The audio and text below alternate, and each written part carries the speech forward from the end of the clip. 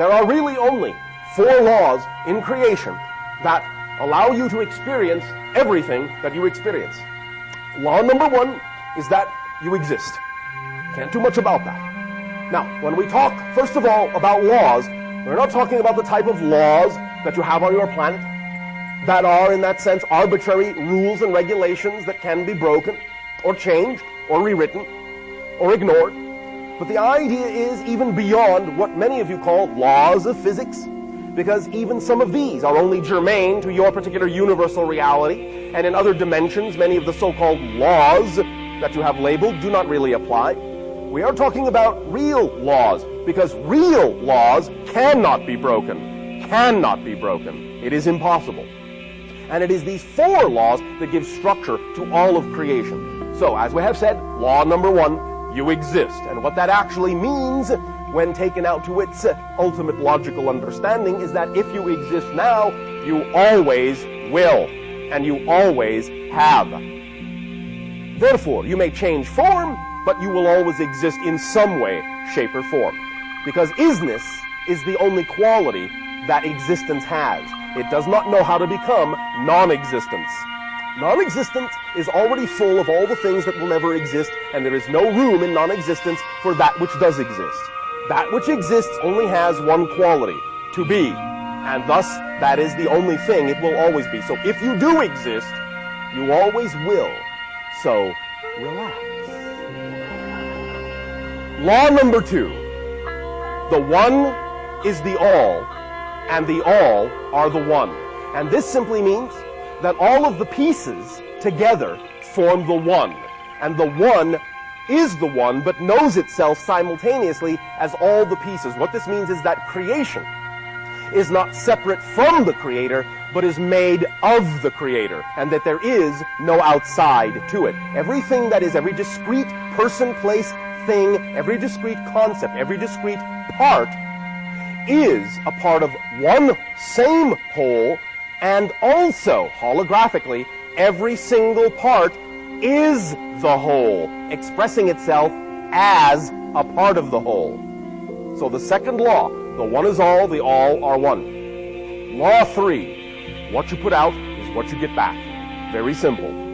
The energy you give off, based on your beliefs, your emotions, your behaviors, the vibrational frequency you give off is what determines the kind of reality experience you have. Because physical reality doesn't exist except as a reflection of what you strongly believe is true for you. That is all physical reality is. It is literally like a mirror. If you are looking in a mirror and you see your face with a frown on it, you know that you don't go over to the mirror and try to force the reflection to smile. You know that if you want to see the reflection smile, you must smile first. There is no way to change the reflection without you smiling first. But you can also conversely understand that when you decide to smile, the reflection has no choice but to return the smile, because it doesn't have a mind of its own. So the idea to understand is that physical reality very much is really like a mirror. It will not change until you do first. But if you do, it has no choice but to follow suit, because it is only a reflection of what you have put out. Law number 4.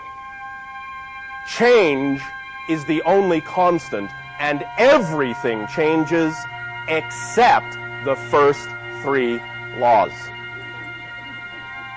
That is it. 1, 2, 3, 4. That's it. Every experience you have ever had, are having now, or will ever have, is based on a combination of these 4 laws to varying degrees. That's it. Now, the idea to understand, again, is that when you allow yourself to make choices, then your choices are based on your motivation. And your motivation is based on your definitions. This is the other way to explain the 3-part process. Your behavior, your choices, are based on your motivations, your emotions, which stem from your definitions, which are your beliefs. So anytime you are making a choice, it is always because you have been motivated to make that choice. Motivation only has two parts to it. This is all there is to motivation. You will always, in every single case, you will always choose what you perceive to be the choice that is closest to pleasure and furthest from pain. That's it. That is your entire motivational force. But notice I said you will choose what you perceive to be closest to pleasure and furthest from pain. And that's where definitions come in. Because only as you define what you believe to be pleasurable or painful will you then be motivated to make choices in accordance to that belief. So many times you may choose things that on one level you could say seem to be detrimental or destructive to you, but if you keep choosing it, that simply means that you must have a definition in your belief system somewhere that says that regardless of how painful it is to keep choosing that, you are somehow defining it as being less painful than making any other choice. That's why it is so powerful to get in touch with what your belief systems are, because when you find out why you may be defining something as pleasurable or painful, and you change the definition, you will instantly change your motivation, and you will instantly change the choices that you make, because you're all motivated people. None of you lack motivation. None of you lack trust. It's just a matter of where you are placing your trust and what definition you are motivated to act upon. Many of you focus on the idea of careers, goals, achievements, purpose. What is my mission in life? What is my purpose? When will it lead to this? When will it lead to that? How will it bring me abundance? How will it do this? How will it support me? You only have one purpose. All of you. You have the same purpose.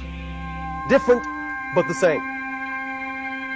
Your only purpose is to be who you are to the best that you can be. Because you are unique. You have never been this you before. You will never be this you again. This you only has one life to live. Therefore, your purpose, your mission, your goal is to be this you in the best possible way you can. You know how to be. That's it. That's it. That's your mission. That's your purpose. That's your goal. That's it. So take the weight off your shoulders, all of you. You have no other mission, no other purpose, no other goal. That's it. Just to be you. That's it.